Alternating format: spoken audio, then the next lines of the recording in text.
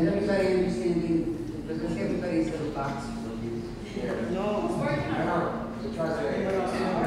know it's translated. I'm just saying I want to make sure it's working so the jokes work too. Yeah. It's going to work if you don't Yeah. understand it.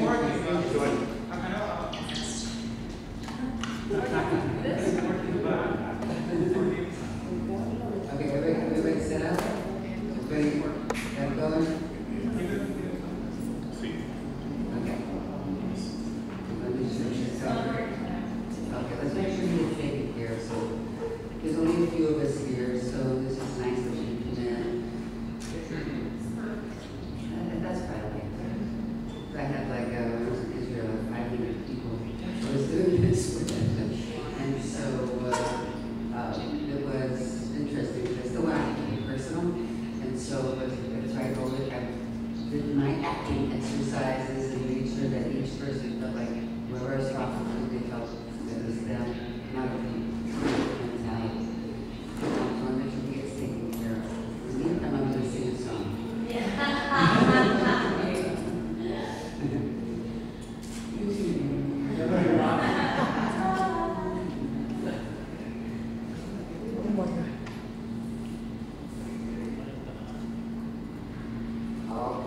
Your experience here?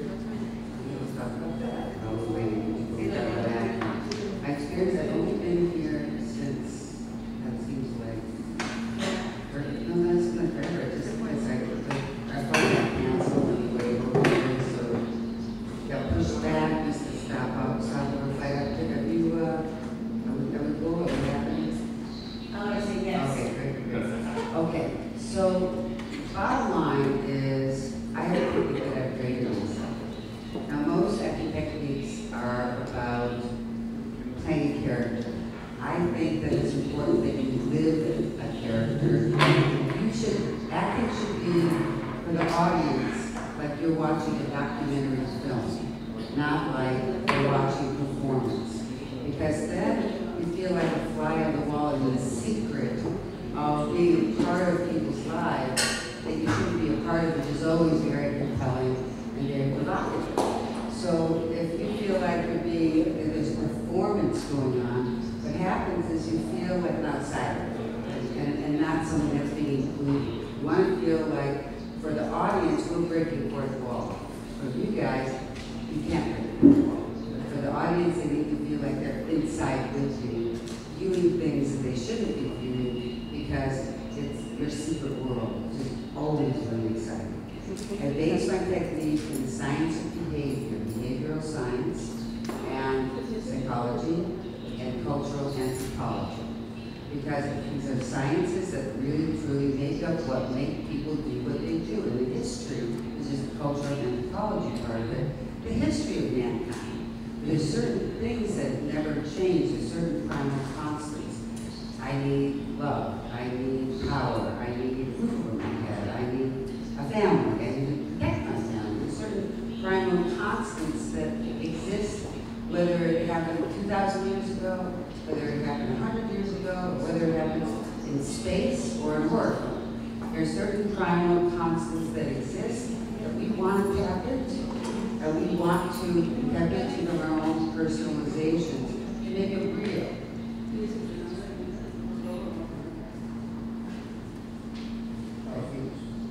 I can't focus.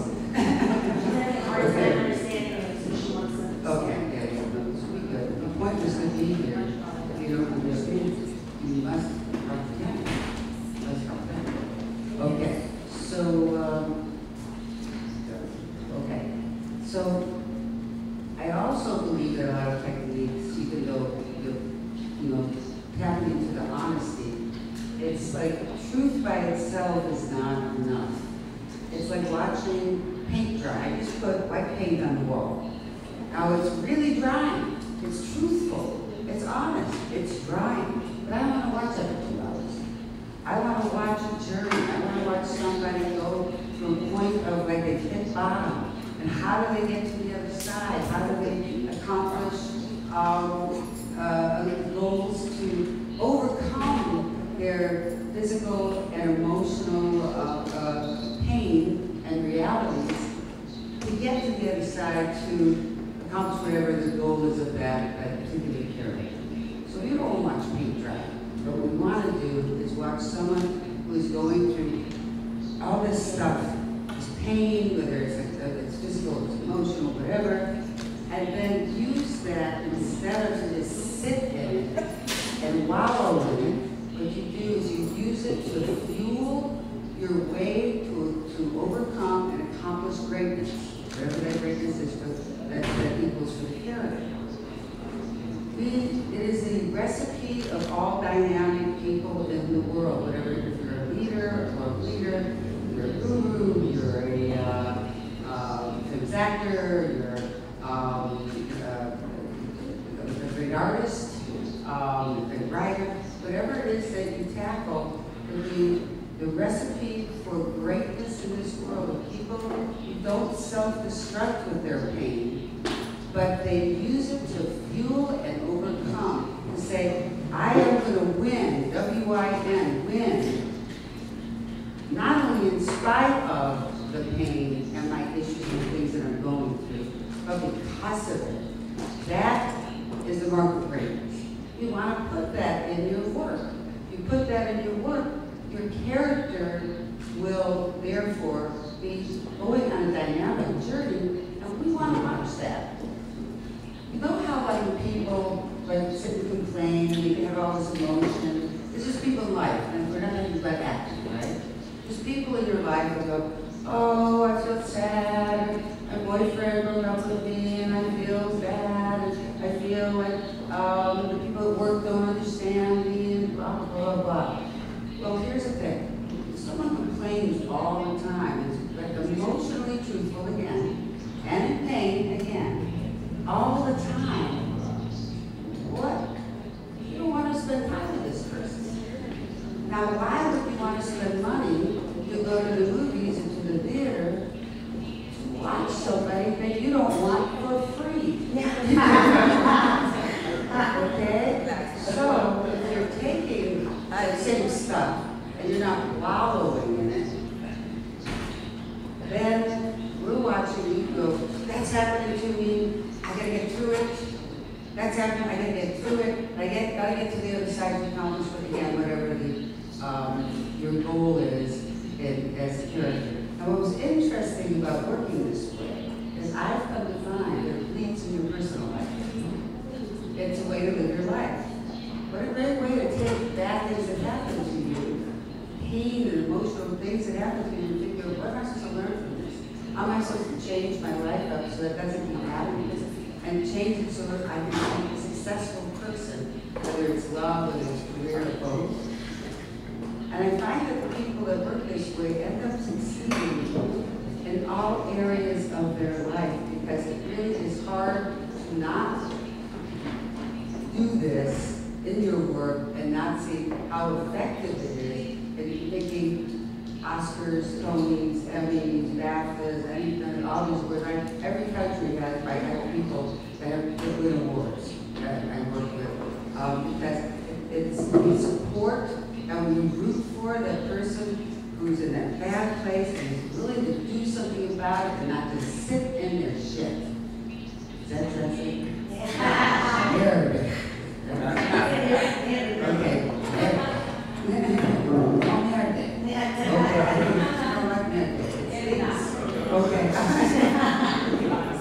Okay, so I was watching a show the other day on History Channel about, it's called The Men Who Made America. But these are people like J.P. Morgan, Carnegie, Henry Ford. These are people that have created changes for the world. Now, it wasn't just America, but they were people who came from nothing and built up. I mean, Carnegie had, in today's dollars, was worth $500 billion. I mean, that's, but this is, and he came from poverty.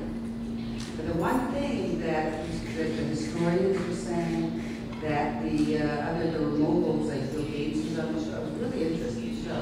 But the one thing they would say over and over and over again, but took the poverty and turned that into an incredible dynamic dynamic results was the need and the impulse to win, to take whatever happens in your life and say, fuck you, basically. That's okay to swear here? Oh, yeah. Fuck you. Is that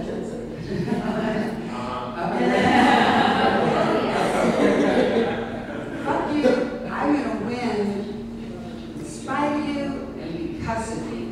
And there was a great story on Carnegie where he told him the Vanderbilt had told him that he would up the price of sending his oil from the Midwest of America to the East Coast. There was only one train line that did this, so he was forced, his hand was forced, right? To take this train and pay whatever Vanderbilt wanted to charge.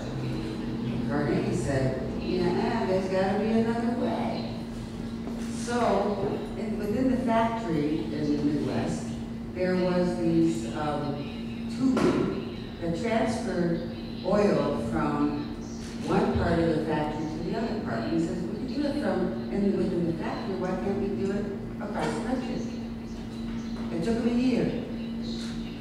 But he did it and created the whole infrastructure of how we transfer oil today. And this happened 80, 90 years ago. And he did it. He laid the piping all across Ohio, all the way to the East Coast. Took a year to do it, but he did it, and he was able to go, fuck you. Yeah. So it's a whole idea of like taking that same information in terms of your characters. All writing, all scripts are always going to be based in some turmoil, some drama.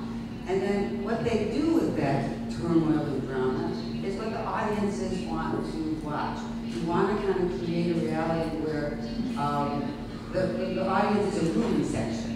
You want you to win in spite of all the stuff that's happened. Oh, something else happened to you. Try to get beyond it, try to get beyond it. And so we're watching this from a very active participant, not just watching people cry. You know? You notice people win the Oscars, there's very few Oscar winners that are crying. A lot of like beginning actors will come up to me and say, how do I cry on cue? And I said, you don't really care to do that. You start doing that, and you're going to be one of those jerk-off actors, self-indulgent actors. Is this next one? Okay, I don't know. I try to say it universally. Okay, anyway. And so crying is not the issue.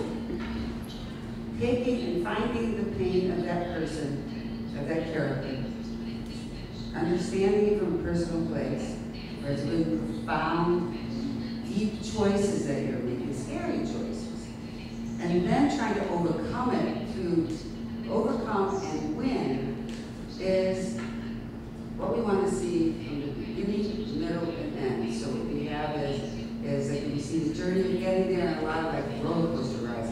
They get hit with the solar plexus. They fall. They go brush themselves off. And I'm gonna win, and then they fall again, and something happens to them, and then they try to win again, and it becomes a kind of thing that ultimately becomes a crescendo. Something explosive happens, whether it's emotional or physical or both, and then the other side of it is the win, and we all will walk away going, yay!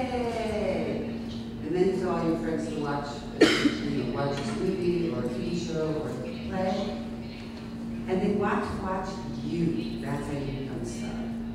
I want to see that person because every time I go to see them, whether it's a TV movie or play, they always make me feel good. And I'm watching them take the same pain I have. This pain is universal. Everybody has the same stuff. But they're doing something about it. They're winning with it. And I'm getting to the other side of it. If they can do it, then maybe so can I. And you walk out of the theater movies from the TV set, and you feel good. And you tell all your friends, you gotta watch this, and you want to see it 3 or 4 times, and you follow that actor's perform wherever they're going to be, because you know every time you see that person, it's going to make you feel good. A great example, that you guys see Blindside? Yes.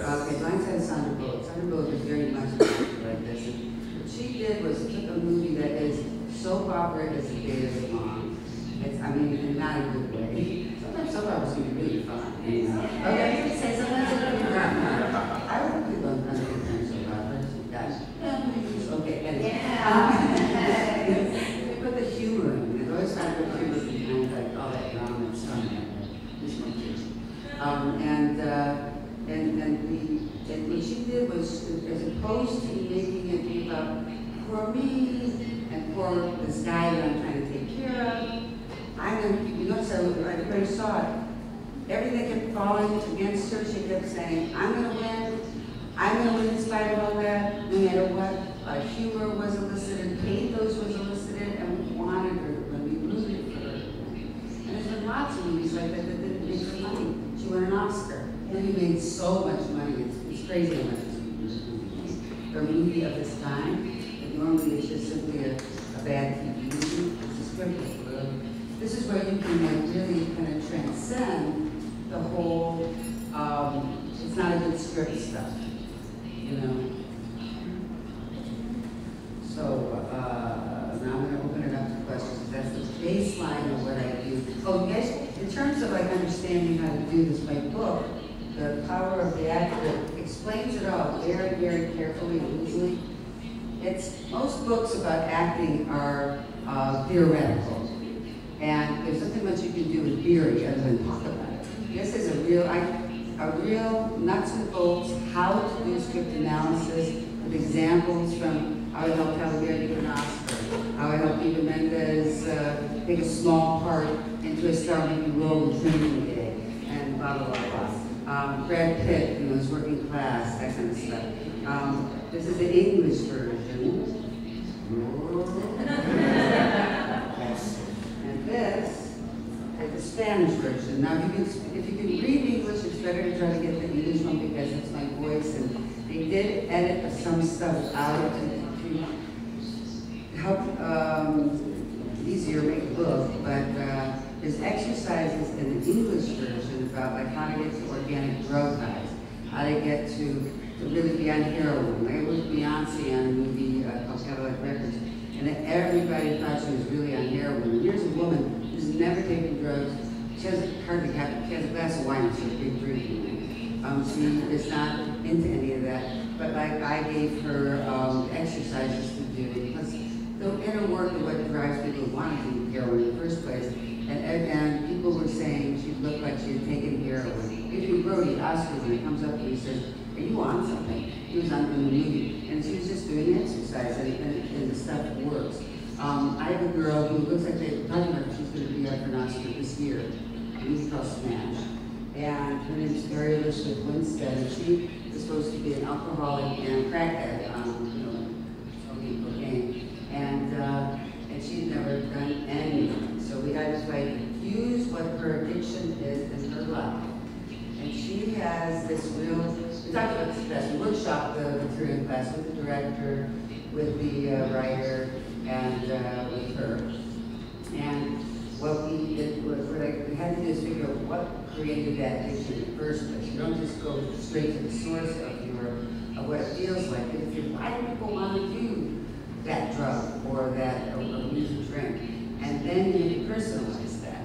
And then you go to the organic drug high exercise because you need to put the pieces together and you have need to do it, not just the physicality of doing it. So since we workshopped in class and we talked about it in class, I didn't say it out loud because but she was addicted to a family member who was very impressive in a loving way, unintentional. But this family member just kind of acquired Mary's, career, her life, to be what made her define her. And so there was so much pressure on her. And she was such a lovely, working parent, such a lovely person that she felt bad. So she thought she needed to keep bringing her in. But she knew that it felt bad because she was an adult woman. Keep that connection.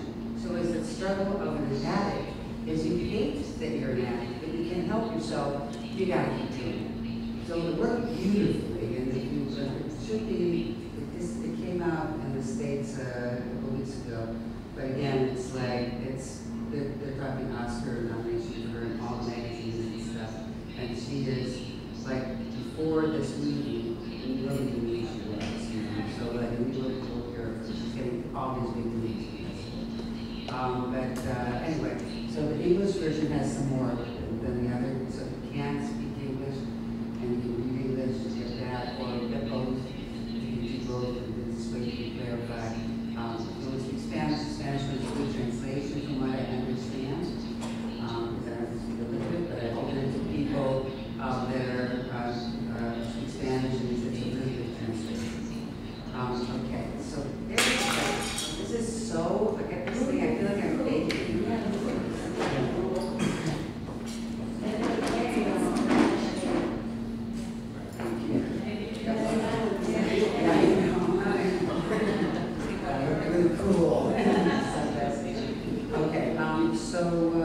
Questions?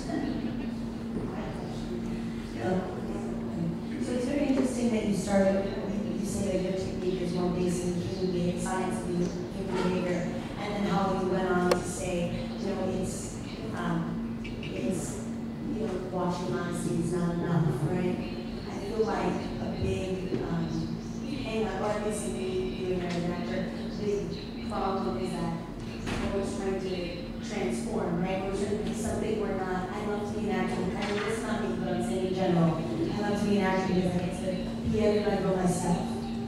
See, but I find the most compelling performances to that they bring themselves to it. So, what would your advice be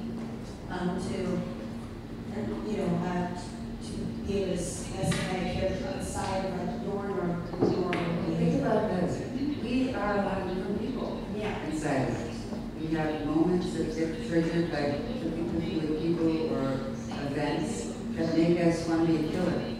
There are moments in our life where we want to be a hero. There are moments in our life we want to be a full-on war.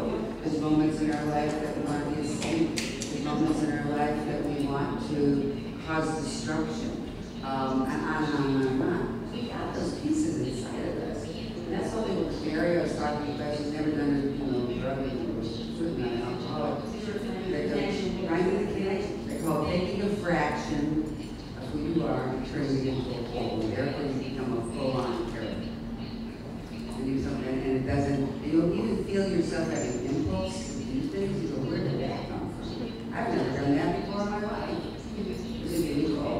But that's how you do it. You want to be triggered by the truthful impulses, not by your ideas in your head. Especially in comedy. Comedy, you come up with a funny bit, I will guarantee you 100% it will fail. If it comes from a place, comedy is based in desperate need to do something, and you're going to do the stupidest, crazy stuff to get it. And the outside goes looking at laughing, you inside is going, this isn't funny, and you're really desperate. If you think it's funny, it's too light, it's not going to work. Just think about every time any of you think about the craziest things, funniest things you've done. We look back on it and laugh. At the time, it was like really hyper serious. The time when you stalked your boyfriend or your girlfriend, you never done it before. Gone through their emails. What am I doing? Going through their emails right now, but I know myself. You're watching someone do that on film, and you're like, funny, like this, or like the hack in, and push something in, like you're trying to like look like nothing happened. But that's real. People do stuff like that in desperation. So I always say comedy is darker and more desperate than drama is. And you will find that you will have comedic, because I work with a lot of comedy people around a lot of comedies. I also think that it's really important to put humor, even in the darkest drama, it brings two-dimensionality of life. If you look at technical sin in everything he does, whether it's drama or comedy, he always confuses the humor with behavioral humor. It's like wanting something so bad that you'll find yourself doing things in spite of yourself that's comedy. It's like when I looked at Carrie for all those years, it's like all that crazy behavior is coming from desperation and a need to be liked, you know, and it's just because he always never felt like he fit in. He was a generous son.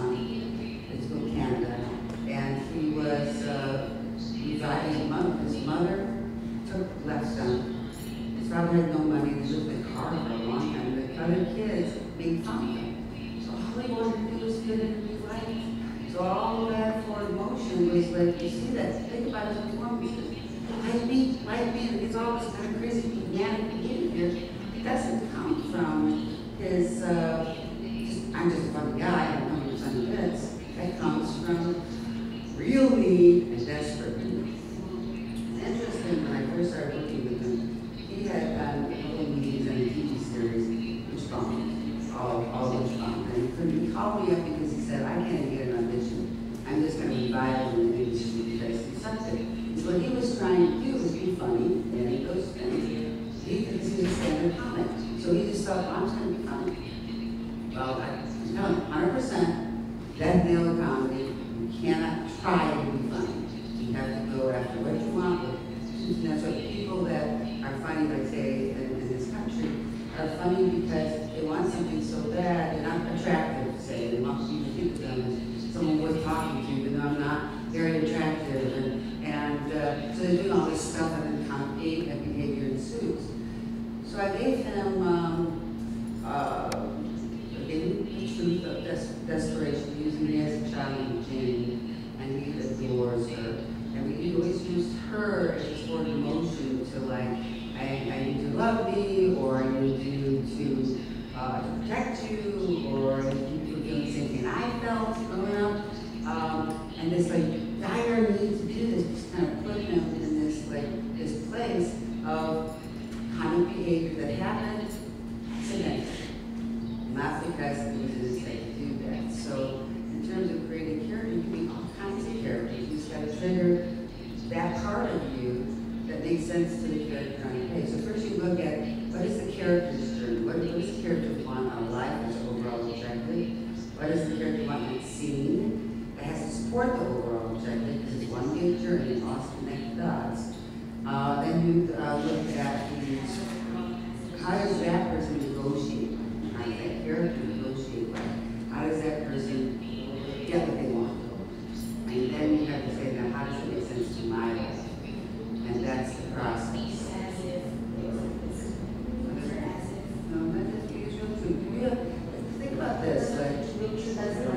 So I'm going to be a great black, I will never be a great 6-year-old black woman, but what is she going through? That's as if, like, you know, it's as if we were talking to my father. You know, it's using that. Okay, let's have a better example. Okay, so Halle Berry did Bouncer's Ball.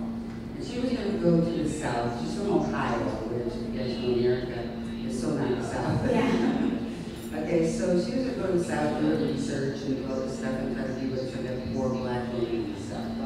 And I said, no, we have enough of that stuff in your home.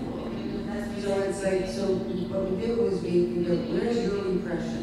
Where do you feel like people judge you? Where do you feel like you work so hard to change people's minds, and they still are mind change? So we use issues of some family issues. We use the idea that she grew up in an all-white neighborhood and she was black, but her mother was white. So it's a weird, like, dynamic that they see the mother and she was okay, they see the kid, not so much, and the father was long gone. And so it's like she could not fit in, she was judged. But she also had like feels, I don't want to get into, but that had some inner family stuff that she was using. So we put all those pieces together. And then ultimately found her depression, found her need to change people's mind and think blah, blah, blah. And so that when she was doing it, she wasn't playing a Southern black woman, she was playing all the same elements from her own world so she could live it out. Nice. It is correct, like, to use a situation from your past. Like, not those little cases, like a real situation where you are on stage and you don't find it in the moment, like maybe to remember. I don't want to find it in the moment like that. I don't do that way. I work on the stuff that's happening to you today. You don't know how it's going to end up. Because say something happened 7 years ago, it's been that way, okay? And you try to recreate that. Well, the truth of the matter is all you have to do is vomit it out because you already are over it. You already know you can survive it. It's like the time when someone splits up with you, for example.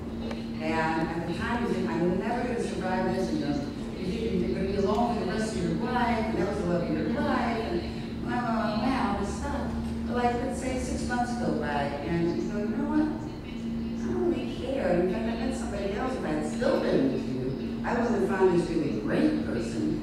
And so not only did I survive it, but I'm in a better place because of it.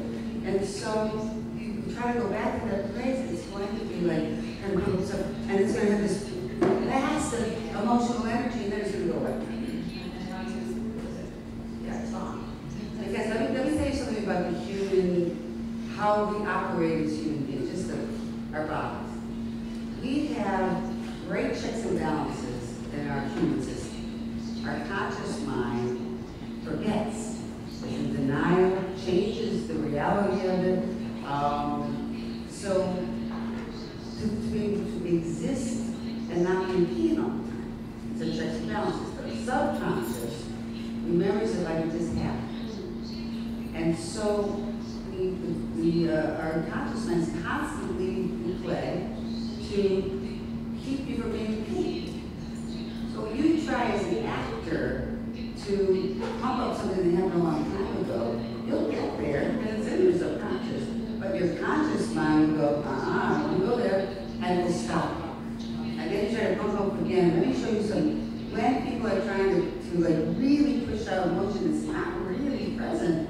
It looks like they have constipation. So constipation, not for you don't want to go on the toilet. I am. Most people are doing this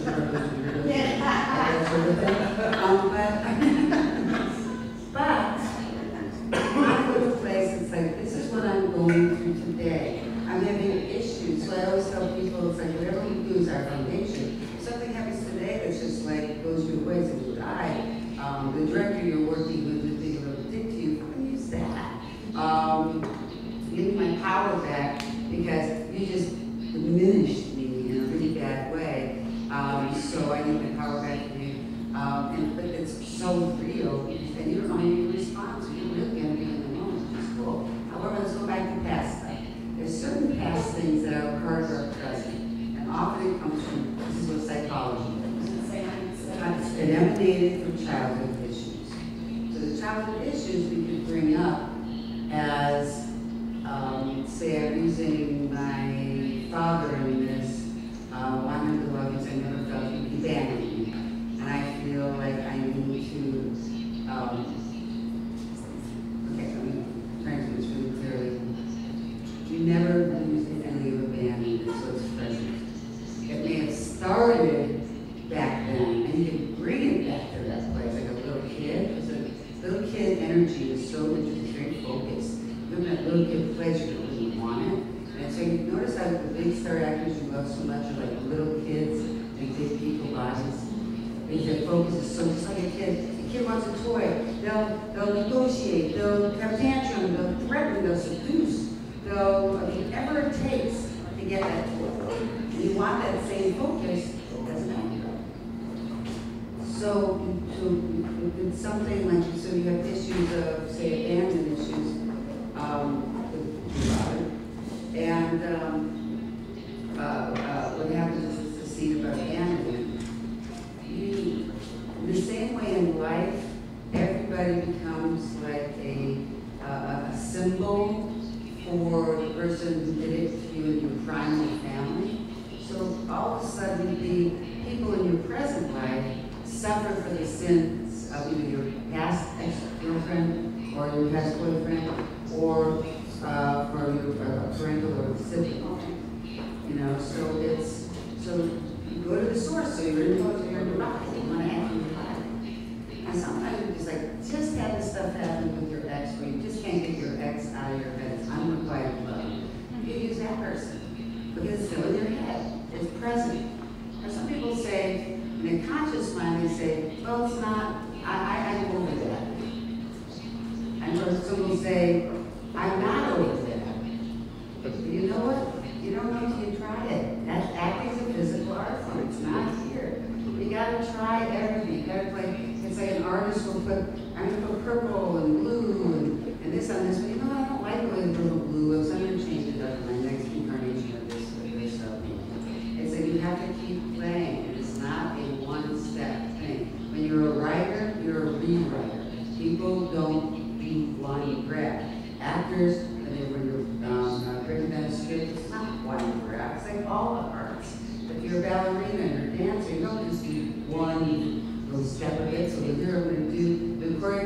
it once. And then you're ready to perform. Go to the Olympics. You do it once. That don't work. You gotta practice and do it over and over and try different things. So you try to say, that person, you say, well, I'm over. And you try it and you go, oh my God, I'm not over this. Because this also is eliciting all kinds of stuff.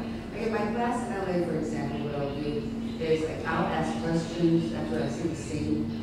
And something new isn't quite working. And I'll ask questions, I'll see how they move. And if like I'm saying to you, you have, so tell me about your relationship with your mother, is your mother and father still together? And you'll say, well, is your mother and father still together? Yes. Okay, and is your relationship, how's your relationship with your mom? It was really difficult growing up because I felt like she was nagging me and wanting to never got connected. And then when I got out of the house, we got super close. And What about your dad? super strong, like from forever. So what is your, you know, things that might Oh yes, you're right. So what is your father's name for a living? My father is, well, he just retired recently, but he was a referee for championship boxing. He traveled around the world. He was called a lot to a certain extent, and he was a negotiator for Teamsters. That was his hunting job. Okay, so if you ever feel this kind of trouble, when the little kid doesn't understand, you ever feel, right? You put it, sounds like you put it on the pedestal. And he put it on pedestal, actually. Yes. If you didn't see her face, you didn't see this light was going to grow, and she was talking about it. Look her face.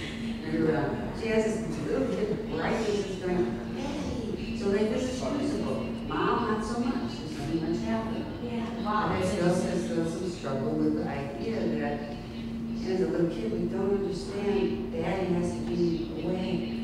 You see how you get emotional about it?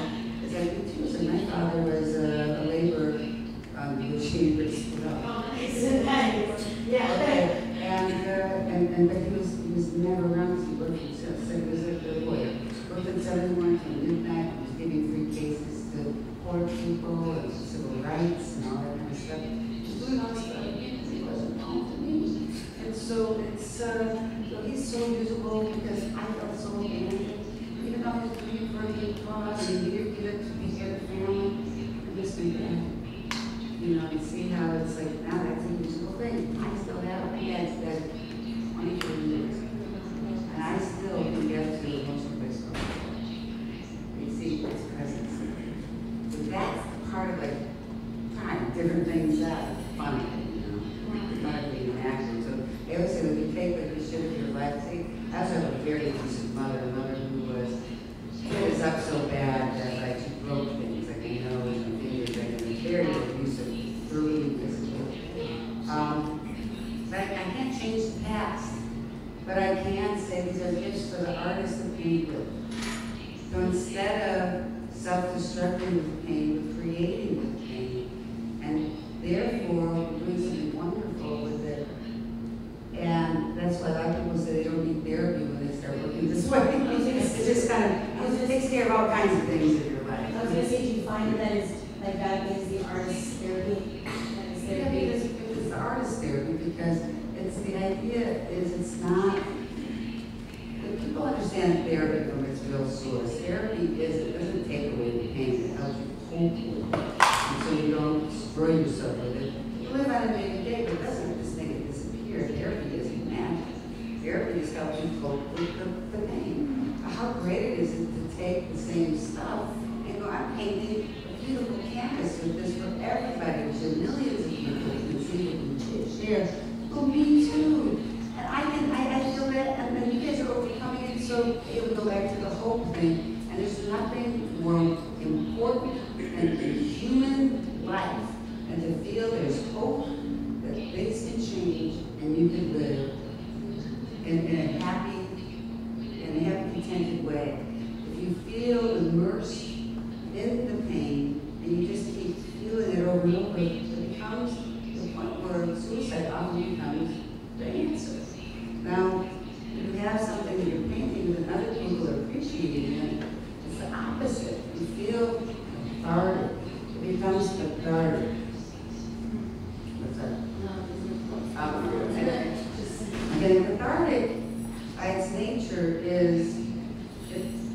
lets it go. Because you're trying to win with it. If you just sit with it, it will feel icky.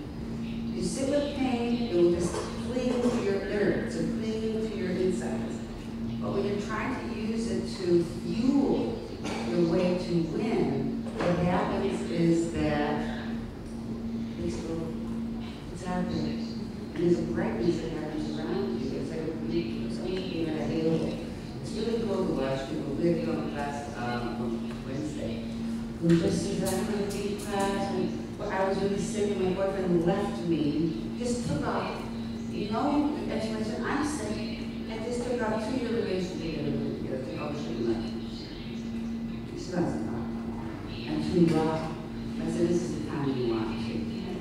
So she did, she put I gave her a specific scene she would use it in about last night, which is a great scene. And the first time through, she was just feeling the pain, and you can tell her she sat down from it. It was just, she was still feeling like really awful. And I said, no, let's win with it. Let's go. Screw you. I'm going to win with this. I'm not going to let you, like, you know, fuck with my head anymore. I'm going to challenge you, and I'm going to have fun doing it. It's always fun to get with them. It's tasty. It feels good. So she's doing this. It's getting laughs. It's getting tears. You know, all this stuff. And after she was done, she was so good. Did you feel better? She said, I feel great. And she was walking around and she was light. She walked into this feeling pretty like she was led. She was walking the lead. And so it's a good thing to use the things that happen to you presently, or if they're instigated from something that happened before, it still stays in your heart. The absolute truth of your life is a richness of that. Say you're 30 years old. You got 30 years of experiences and feelings about those experiences, and how other people have responded to how you responded. Think about this, every day has 24 hours, and every year has 365 days, and take 30 times that, how much stuff you have to use. How hard is it to just imagine? When you have all that resource in front of you, every imaginable thing that has happened to you in 30 years, 20 years, 50 years, whatever, how many years you're on this planet, there is a richness of experience that's there for you to use. It's like your color box. But each time you have another experience, there's another color there.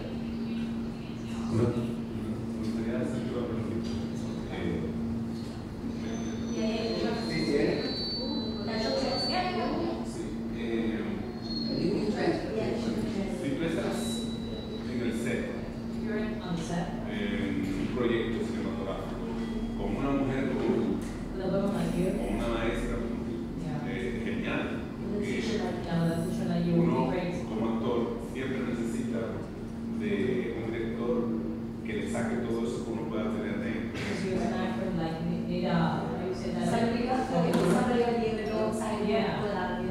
Para hacer un mejor trabajo. Pero ¿qué pasa cuando tú estás solo en el set?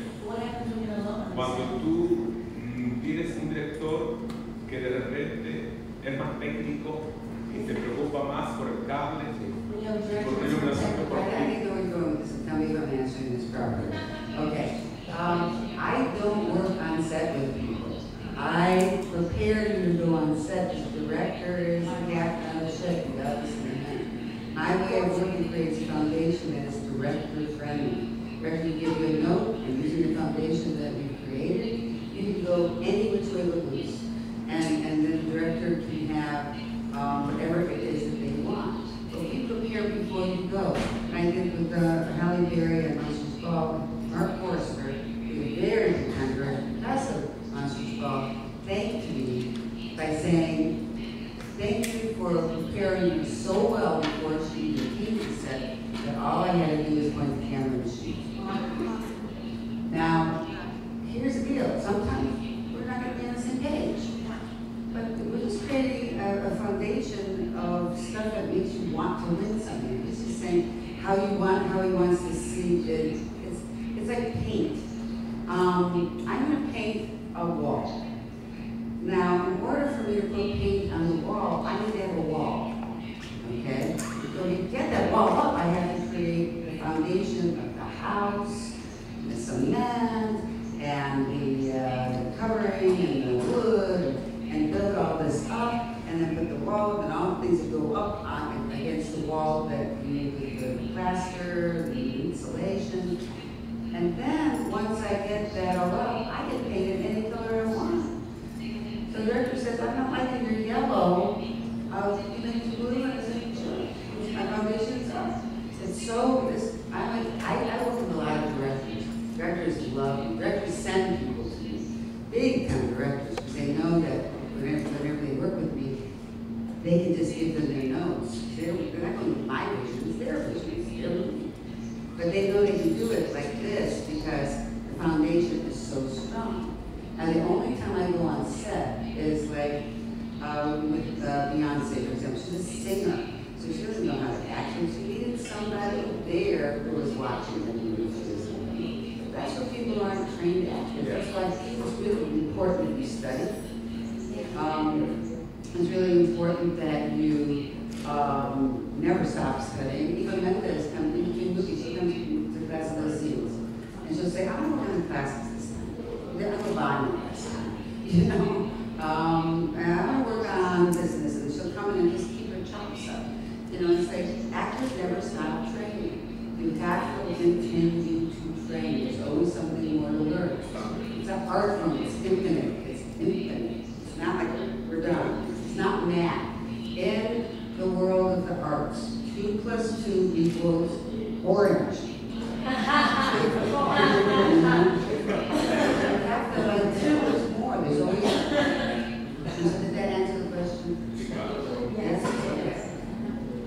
Actually, well, I was wondering, what would be the best way to, when an actor gets stuck in one character, this actually happened in my university, Western Michigan.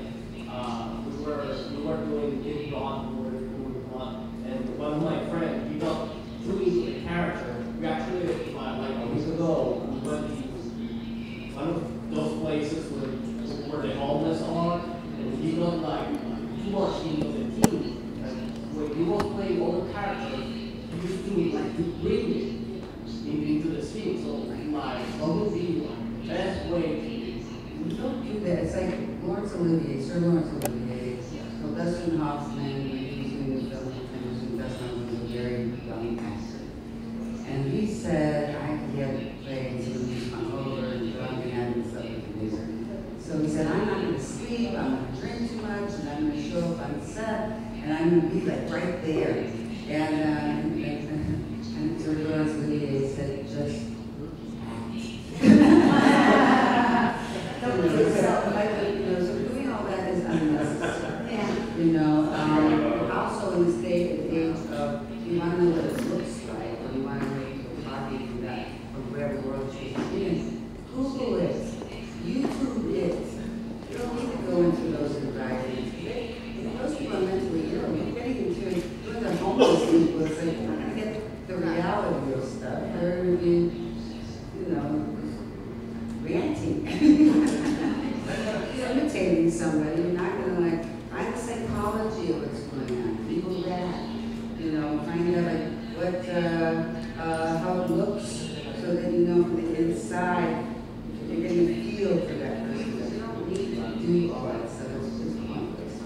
That's old method shit. Old method shit doesn't work. If you're in Hollywood, I'll tell you what really doesn't work. Then you come in there and you start doing one of those method things that you start, figure it out. Not gonna hire you. Not gonna happen. And the whole problem with like Meisner, which is all reactive, it's not driving the scene, it's really responding. That's only half of the human equation. We feel something and we do something about it. That's being a human being. We have a survival instinct that makes us move and do stuff. And the problems with say something like Meisner technique, or the way it's bastardized, I should say. That's not really talk. Some people goes on a whole bunch of like levels and all of a sudden it's only this and not all the other stuff that he actually taught. But this technique and the way it's taught is like you feel something and you can physically feel it. Well, that's kind of pathetic. It's like someone who just feels stuff. If you're watching someone just because your own feeling stuff, it can't be more a snooze fest than I can imagine. It's just so boring. Because the rush is so, it sits in a hole. It makes no movement. Don't you want to see people go from point A to point C? That's storytelling. Storytelling, you have to tell a story too. You're not just there to be entertaining. You're there to tell us you're part of the storytelling process. You must tell a story in the choices that you make. Or you're going, it's like going to the museum and looking at a painting for 2 hours. So you still have feelings, lots of good stuff in that painting, right? It was beautiful. And maybe it will be 10 minutes. But I don't have time for 10 minutes. The most I ever sat in front of the Mona Lisa, I think got 7 minutes out of it. But it's like, that's the Mona Lisa, okay? So you want to have something that kind of drives you forward. You have to react. Absolutely, it's part of the equation. You take things in. But what we do with that is what makes us interesting. And that's where your quirks come in. And that's what makes you as a unique person come in and do something that nobody else has done. Sometimes actors say, how do I do something in this part that nobody can do? And I say, if you really make this so important, that you really do it, whatever the objective is, your weird quirks are going to naturally come out. You're going to hear from anybody else who's going to see the truthful place. And every single person here is different.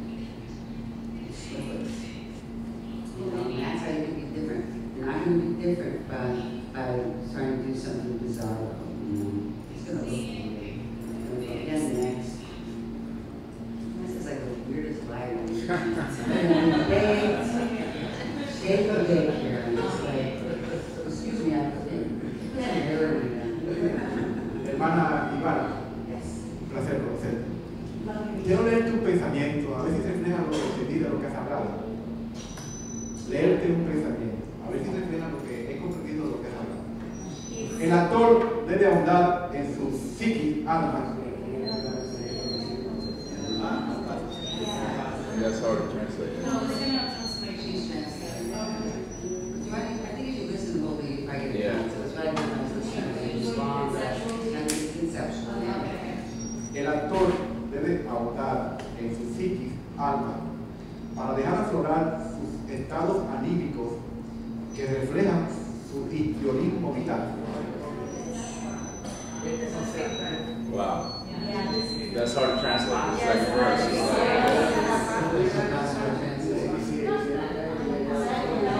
You know, right?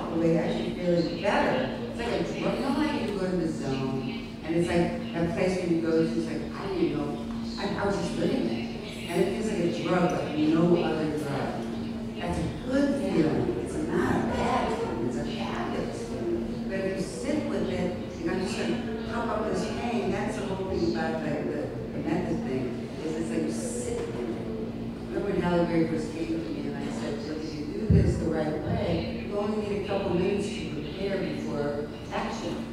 2 minutes tops. You're using from your life, you're using previous circumstances and one before. It's no more than 2 minutes. So that people know lives and what's up before the curtain goes up. That's all it takes. And this is present, you're right there. And it's not going to disappear. You're not going to pump it up for 2 hours.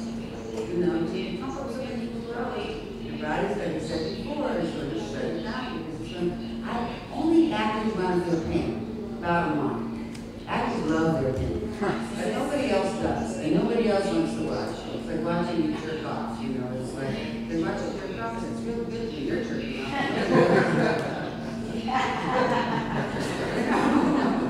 You remember other people do it, but it doesn't do it. So actors love that feeling all the stuff.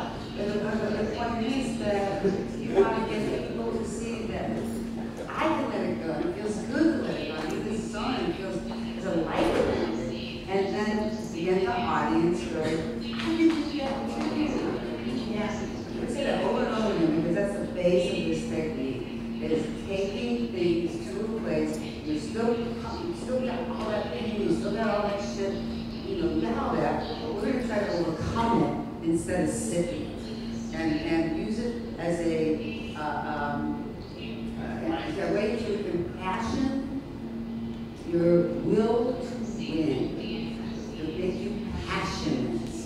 Yes. That was your passion. Yeah, really better than passion. I think about passionless sex, passionless conversations. It's like, well, passion driving it. And so that pain and all that stuff you're talking about, it doesn't sit in you, it drives you. It's like being in a car, you have to have the fuel. You have to point A to point B, you can sit in the car and not go anyplace. Good. I mean, if you're homeless, I suppose that would probably be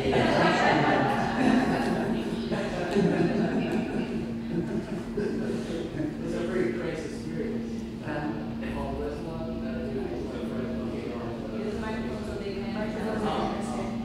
actually, the experience that I had with my friend, it was pretty great. He helps a lot. My friend, he's still really deep. Well, that's the Pretty smart. Well, first of all, you didn't learn how to work this way, so the fact that you take that shit yourself and do something with it. And I think part of it is a little bit, a little drama. Yeah, yes. You know, it sounds like I still feel the pain, I still feel the pain. Why you should be an actor? Actors take things in. It's like I can't. It's like I broke my nail. I broke my nail.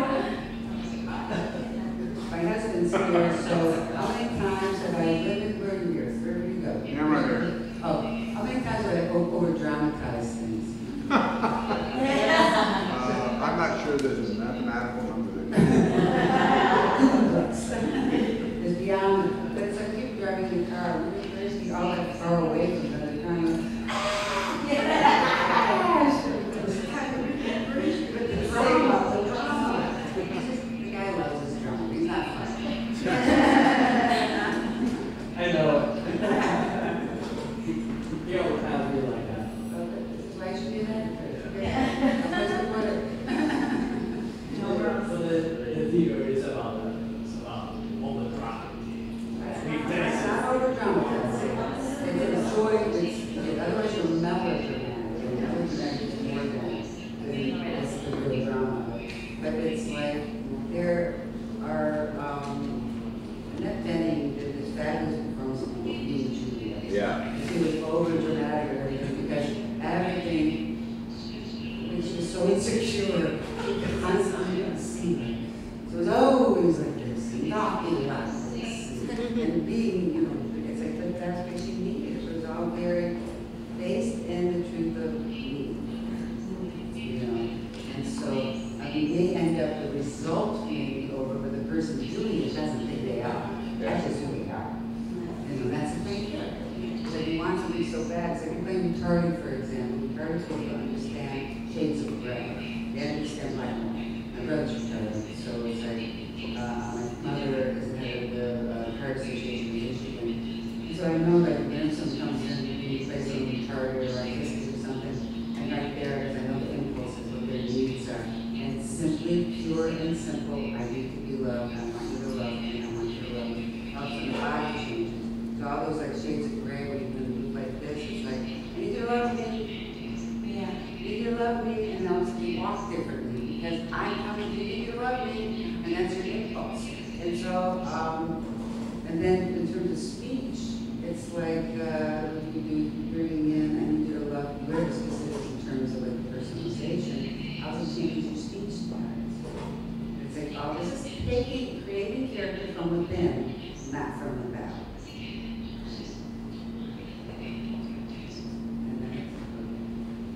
And that's 10 minutos. Good morning. Talking about casting and auditions, could you give us some tips on how should an actor prepare for it, and also what should the actor do when he's on the casting?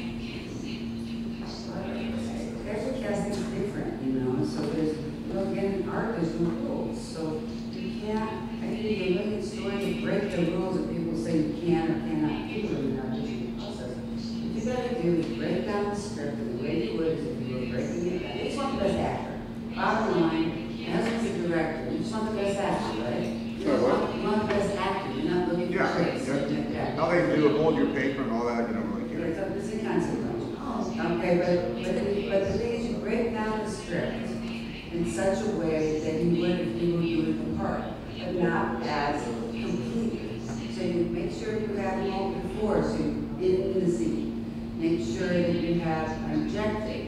Substitution helps you make more real, especially if you're reading opposite somebody can't act.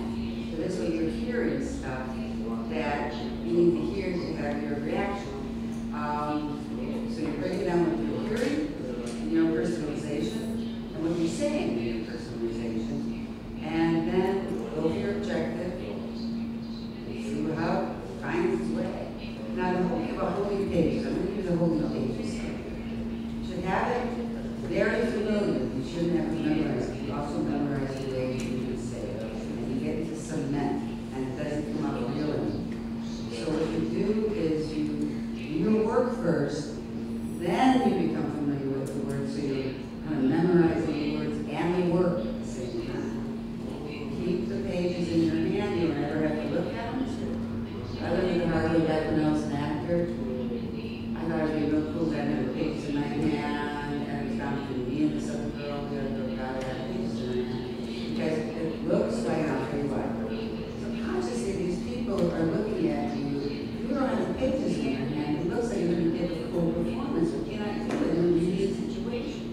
So it's not really good, you're not in costume, you're not on vacation, you can't touch things, and all of a sudden you're just kind of in a very kind of press situation.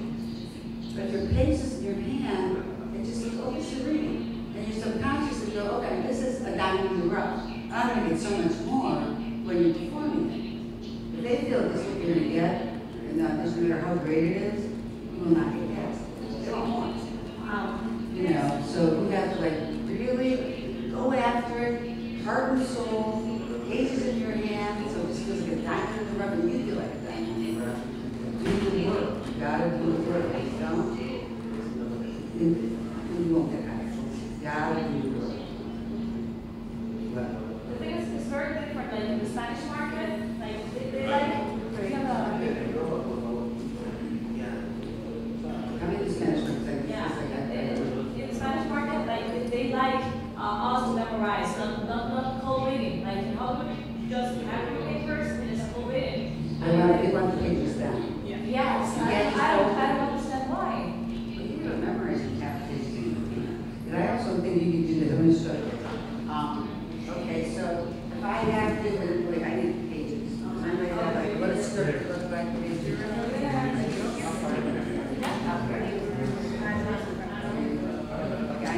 Yeah, like that. Okay. What is it? The garments just take like regular piece sides.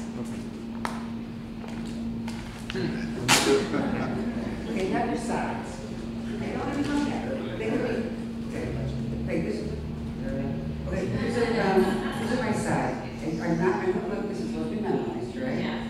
But I have to hit you in the middle of the scene, so I'm going to put the sound right there, it's a problem. And those you do here. That was weird. Or you're just sitting there thinking, that's what's supposed to be happening now, and it's not dramatic. Or you're supposed to, it's a sexual moment. Take your, whatever, yes, I'm going to use you.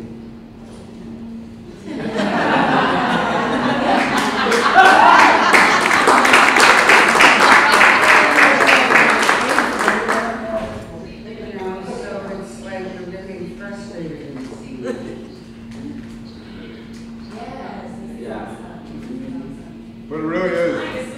It really is. Be the best actor. Be the best actor. Yeah, okay, but the thing she's saying in Spanish part. Yeah. It's like, I think the best actor is true of all. And I do workshops all over the world, okay, all over. I've been in Israel, Romania, Denmark, Australia, soon to be all over South America, and Canada.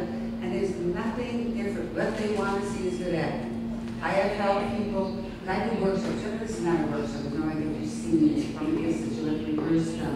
You have 3 weeks to rehearse it. You can go rehearse with that information from the book. You'll put up a scene the next day. You can rework the scene off my notes. You can rehearse that. That's a ridiculously intense process. People's lives have changed. And this is wherever you are, there is no this in this world it's this, and this world it's that. It's just not been the case so far. I've had people ask me to come to, I'm going to Venezuela to do a workshop at their GDR kind of thing. And they've invited me to Mexico, they're going to be inviting me to listen to war with the cartels or something, and they want to keep my head. And I said, just there it is. Not here. But the point is that it just works, you know. So in terms of audition situations, you have to do good work, you have to write good work. And you can go to,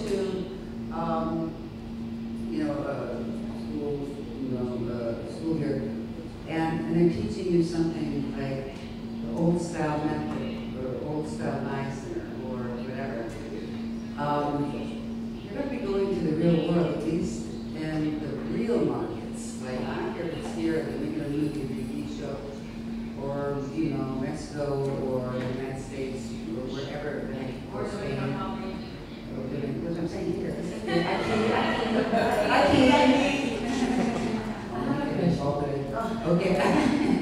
No matter where you are, it's like they want the best work. And the best work is what touches you. You know, I feel I can turn down the sound, and I still could laugh and cry in all the right places. That's the best work. That's why behavioral science is my backup. Behavior tells us everything. You stand there doing nothing. I don't know what's going on. I don't even hear you try to understand your language. Because behavior creates the whole picture for us to understand. A picture's worth 1,000 words is a saying. I can see you saying, I love you, but you're brushing your hair with such venom, and you're saying, I love you. They really do, you know? And so it's like, I can, I'm having problems with this person. Yeah. But I just go, I love you. I really do. And it's like, it's like, there's a problem with this person. And that's what, I don't know why. But, you know, behavior is really, really important. And putting that in, I know just sitting in a chair or doing this, but you can do behavior in a chair. You could also ask them to pull back your camera and do it on your feet too. So your audition, it's your time, it's your money, it's your over here. And you have the power to say, pull the camera back so that I can do what I want to do. You know? My question is, what kind of techniques or maybe tips you can give us for the concentration? For example, in my case, I don't have ADD or something. You don't have ADD. Again, this is going to be my last question. Okay. The ADD is not going out of the head. I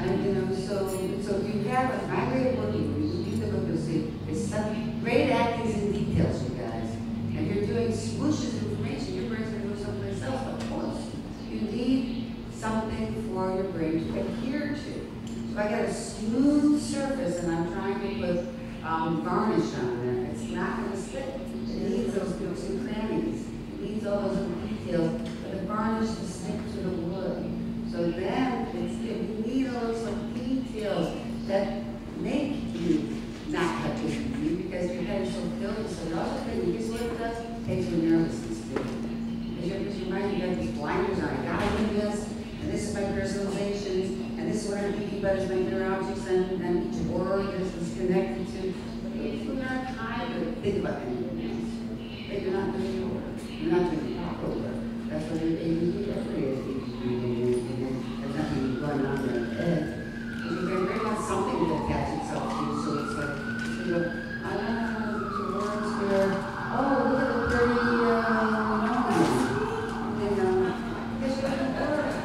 because the book also teaches you how to write on your page, write on the script, not on a separate piece of paper. Our brain compartmentalize. If I put something here and my script is here, I'm not going to connect it to it. Because our brains are linear. And so what happens is that I need to see these words are attached to these thoughts. I'll remember that. The pages are Jake Gyllenhaal, how he found me. You see my last story? He found me this month. So I was writing all over this page and he said, what's that? And he tried to look at it. It's always your private stuff. And see, that's my work. And he said, well, I want to teach you how to do that. And he said, you gotta go to the teacher who teaches that. Go to Ivana Chubbuck, that's what she teaches. And so, and he's been up for Oscars, he's got a thousand career, and the rest is history. So it's like, it's about doing the work here. And that's the bottom line. You gotta do the work, you gotta study. And the book is a good precursor to understanding how to do it. It's very, very comprehensive. It is 4 years to write it, 25 rewrites to write it, and it's a damn good guide. People really have found that even without my being in front of them, change their life. It's so then rich with information. And it's not meant to be a one-or read.